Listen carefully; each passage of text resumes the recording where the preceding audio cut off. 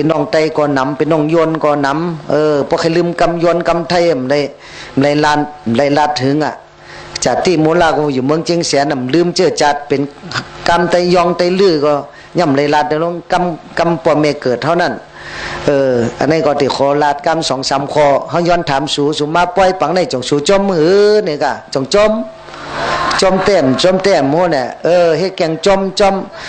มผลจมลมก็มัวเนี่ยเนาะจังว่าเขาจะมุนจมแต่จมว่าหาที่สุดไรอันเฮามาที่ในเงินก้มหลู่คำก้มหลู่แก้วเสียงเฮาก้มหลู่เฮาใครไรน่ะอันเฮาใครไรมาโหใจสูกูคนเป็นโหใจดีโหใจแมทมาโหใจสูเป็นมาโหใจมันเสเหมือนดังแก้วแล้วมันใสสว่างแต่เสียนั่นใครได้มาโหใจสูเป็นคนดีคนแม่แต่มาเมตตาปันปีในก็เป็นอันทวนสั้นอันเปียกอันเปิงมาแทงเฮาจะวุ่นจุ่มก็เกณฑ์ตัวมาอาศัก51 ทองมาเยา51 52 ทองมาเย้าที่อยู่จอมสูแทงไหลวันไหลเลือนไหลย่ำก่อมหัวไหลเนี่ยเขาก็มีสังมาผักบ้านตอนเหลือสิตลาเนี่ยก็อยากผักตอนปันกูก้นคือถ่อมกำเจ้าพระเงื่องเวกันบาปเมือกเลิกเหตุการณ์หลีสีมันนอโหเจอเฮจืนจังที่ฮอดนี่ปานห่างแต่เยาซ้ำดูมีแห้งมีศีลศีลาหาปาหรือดีจังกำไว้เงื่องเวอวสักเปิ้นตายอย่าเป็นลักโคของไหลเปิ้นอย่าปองกดนอนค้างอย่าเป็ดแหลนบาปอย่าตับเราเมายาหาข้อในดีจังกำไว้ต่อโจสุดปานเป็นการดีการแบดอันฮอดนี่ป่านอย่าซ้ำหูจะกุ่งกุ้นหมุนเงากุ่งตัวหาเปิงหาปลาปุกทอกุ่งนอนั้นต่อธรรมอกุ่งนอนั้นต่อสังคอกุ่งนอนั้นต่อมาตาพิตากุ่งนอนั้นต่ออาจาริยะกุ่งนออันนั้นต่อเนี่ยหลูไว้กูเจ้ากูคำอย่าซ้ำมีแห้งหาเปิงหาปลาแห้งหาเปิงหาปลานี่มีสังแห้งสัทธาหยุ่มย้ำพลาตลาสังขาปอเมหยุ่มย้ำกรรมอาจองอาโจ2 เปิง2 ปลา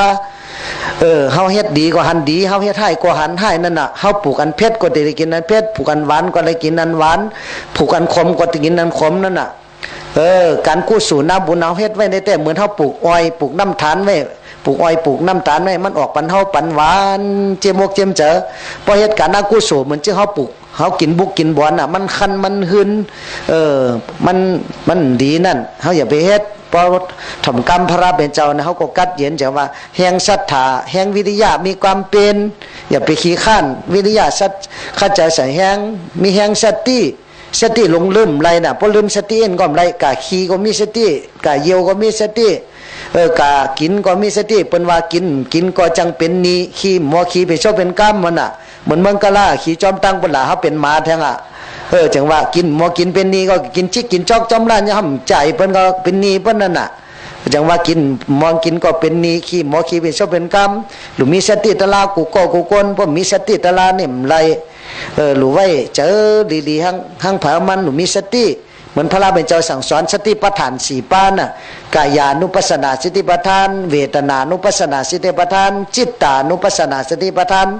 ธรรมานุปัสสนาสติปัฏฐาน4 ป้าอย่าไปลืมพอลืมตัวเนี่ยไรคนเฮาเนี่ยลืมตัวเนี่ยเหมือนคนตายเอาอย่าไปปั๊มมาตาลืมตัวเฮาก็หยุ่มพอหึงพอนั้นก็ติดตายแปดเมืองคงกลางเฮ็ดกู้สู่ติ๊กเมื่อมีข่าวยำเนี่ยอย่าไปข้านอย่าไปก้านเฮ็ดติ๊กอย่าซ้ำมีแห้งสมาธิจะนิ่มพอจะนิ่มเฮ็ดสังกรมเย้ากันหรือมีจะนิ่มสมาธินิ่มมันกูโกนเฮ็ดการดีการแมทการกู้สู่ติ๊กมันมีข่าวยำแล้วก็คนไข้ตัวยุบหนำคันธาอนิจจทุกขานัตตามันกึมก็อยู่ก็เท่าก็เจ็บก็เป็นก็ตายมาติ๊กอันเฮาไรหลายได้ซื้อไรแรกเนี่ยเฮาใครได้ก็ซื้ออะไรใครได้เมหังดีก็ซื้อเอาอะไรใครได้โผหังดีก็ซื้อเอาอะไรใครได้รถไรก้าวก็ซื้อเอาอะไรใครได้เฮือนหลังใหญ่ๆก็ซื้ออะไรอันเฮาซื้อแรกไรมาไรตั้งเท่าเห็นเฮาได้ซื้อมาหังก้อยมันคนหัวหอกก็มังก้อยมันเขียวมังก้อยมันจะมุ่งจุ่มเขียวก็บังเนาะจำได้บังอ่ะเขียวบังมังก้อยมันได้ซื้ออันเจ็บก่อนอันใครอันหนาวนะผมได้ซื้อเลยรักมังก้อยมันอ่ะเจ็บเสียบแกนกำมาเจ็บต้องกำเจ็บปุ่มกำเจ็บโหเหมือนรถเก่านั่นน่ะซ่อมก็คือก็เย้าซ่อมเย้าก็กำในซ่อมในแม่เตี้ยแม่เย้ายิงแม่คินรู้แล้วกับเตี้ยยิงแม่คินรู้แล้วกับเตี้ยเข้าใจผ่อนส่งบันพีมาละหน้าเนี่ยตาเขาก็โมกายหูเขาก็โหนกกาเขียวเขาก็มังกว่าหนังก็เหี่ยวอันนี้เขาไม่ได้ซื้อเลยแรกตั้งเจ็บเหตุตั้งตายก็ไม่ได้ซื้อไผก็ไม่ใครตายก็ พอถึงวันเจ้าก็ตีไรตายอ่ะมันจะพี่น้องก็ไม่ใครปันตายใส่เจอใครก็ไม่ใครตายไม่ใครปันตายอยู่ไรๆก็ตายทั้งก้อยนั่นใจพอวุฒิกับมันถึงก็เลยตายเนี่ยอนาโยกาเหมือนเขาว่าอนาโยกามีสามเมียวอันนึงนี่ยาก็หา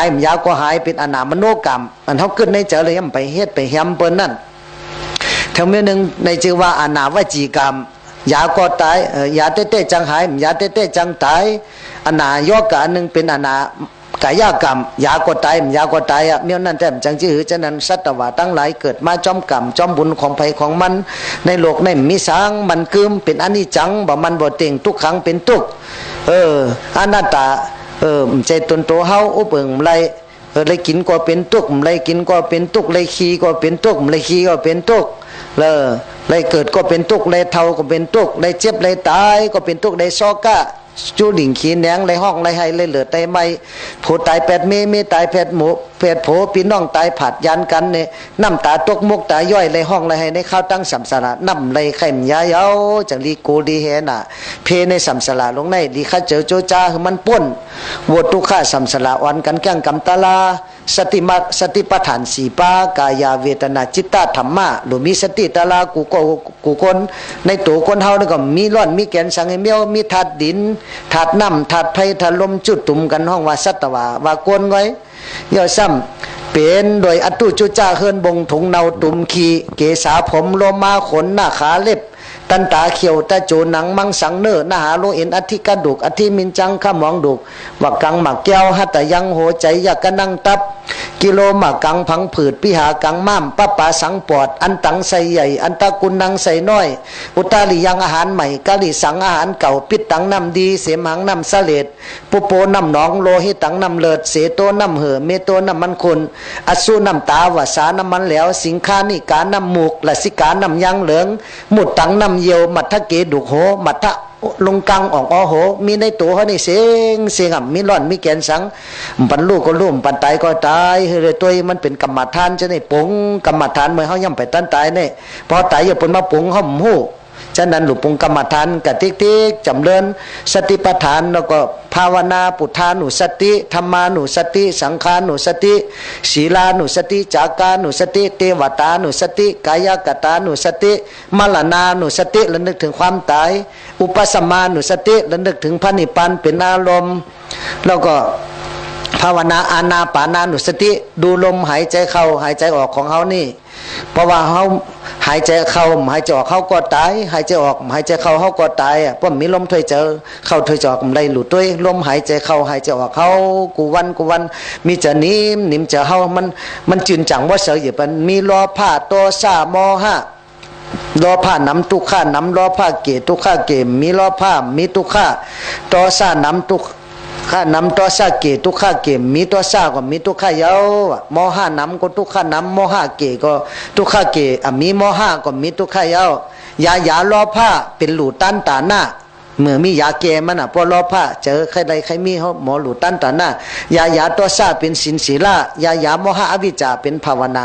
สมถาวิปัสสนาในเยาจันนั้นเขาจะวุ่นจุมเลยลาได้ห่อเลยพิอเทศนาเมตตาปัญสุเกาเขาว่าปันตละหลักสองพอดอ่อนตอนกันในหนึ่งอย่าไปลงไปลืมเก็บถ่อมจมไม่ในอกในเจอเผลอมันอ่อนกันแก้งกำตละเป็นคนดีนางเมียดคือเลยออกม้วนป้นหลอดบวชตุข้าในเข้าตั้งสัมสระกระจุไปฮอดวิ่งคำหมานี่ป่านตึกจุงสันอยู่ในล้อก้าสามปังในก็เกิดมาเป็นคนในเป็นคนดีเกิดมาเป็นผี